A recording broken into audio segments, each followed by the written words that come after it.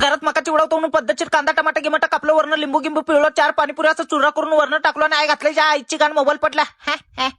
बाबा बाबा बाबा बाबा एक नंबर तर वाटत होता. आता चवीत काय घालते काय माहिती. पहिला त्याच्यामुळे चव बघू म्हणलो. एक नंबर ओढता ओढलो पद्धतशीराने.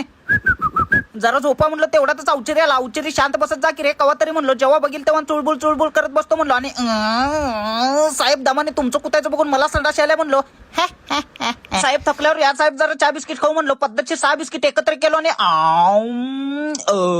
चहा बिस्किट. ती थोड्या वेळाने आमचा औचिरी जातो म्हणून गेला. आणि औचिरी गेल्यानंतर छोटे बोलो का डायरेक्ट शाळा सुटल्यावर आपल्याला भेटायला चालते. भावांना खूप खूप रे म्हणलो. आणि अभ्यास गिभ्यास करा नाही तर माझ्यासारखं लपूट लावडायचा होता बघा म्हणलो. आणि छोटे बोलो का गेल्यानंतर पद्धतशीर आंघोळ गिंगोळ केलो. आणि डब्यात काय खायला भेटतं का बघत होतो. खजूर भेटला. हा म्हणलो. अर्ध घेतलो आणि डब्बा आहे त्या जागेवर ठेवलो. बाबा बाबा बाबा बाबा असलं भयंकर निशाण लावलो ना काय विचारूच नका. कोणतं चहा पिऊन कप ठेवलं होतं त्या कपात बरोबर खजूरची बी टाकलो. टॅलेंटची अजिबात कमी नाही. कुठल्या झाट्याचं टॅलेंट तिच्या आईला अंदाज पंची बसलो होतं. असं खजूर घेऊन खायला चालूच होतो. तेवढ्यातच मम्मी धुवून खा म्हणली. काय म्हणली मम्मी. खजूर दूध येतं, खजूर दूध येतं, हे खजूर दूध येत. आणि ज्या आईला मला तर माहित ना खजूर धुवून खातेत का कसं खातेत. मी तर असंच वडदा वडलो पद्धतशीराने.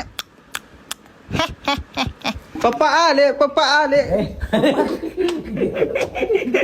कधी कधी लहान आणि बालिश होणं पण गरजेचं आहे. चला आता आपण खजूर गिजूर खाल्ला होता. मांजरांना पण काय तर खायला देऊ म्हणलो. मम्मी मगाशी त्यांना खायला दिलती त्याच्यामुळे आता थोडंच दिलो आणि मांजरासोबत खेळत बसलो. आता व्लॉग आवडला असेल तर लाईक फॉलो तेवढं नक्की करा.